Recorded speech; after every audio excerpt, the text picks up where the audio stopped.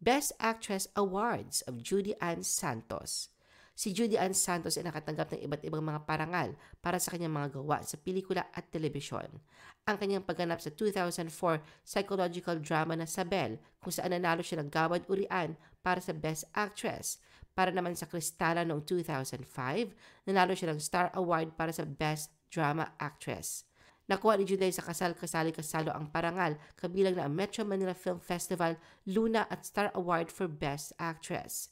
Gumanap din siya bilang nurse na si Jane Alcantara sa Habang May Buhay na nakatanggap ng KBP Golden Dove Award para sa Best Actress in a Drama Series.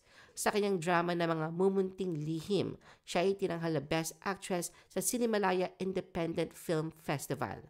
Noong 2015 sa isang episode ng Malaala Mo Kaya, nalo siya ng Star Award para sa Best Single Performance by an Actress. Noong 2019, gumanap si Judy Ann bilang isang Muslim na ina sa Mindanao, isang war drama ni Brillante Mendoza. Dito nanalo siya ng Best Actress Award sa Cairo International Film Festival. At sa 2024 Metro Manila Film Festival, muling itinanghal si Judy Ann Santos bilang Best Actress para sa kanyang pagganap sa pelikulang Espantajo.